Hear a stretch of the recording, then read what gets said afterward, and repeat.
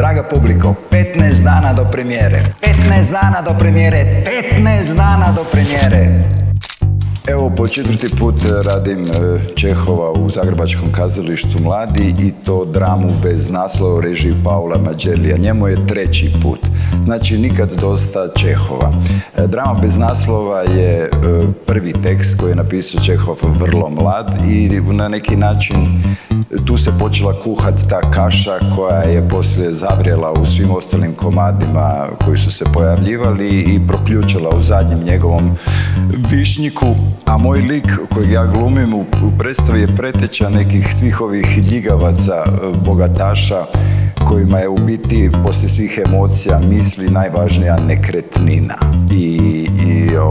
i novac. Tako da je vrlo interesantno vratiti se u Čehovljevu mladost i naravno to u sigurnom krilu Paula Maggiellija i u prekrasnom okruženju Zagrebačkog kazališta Mladih.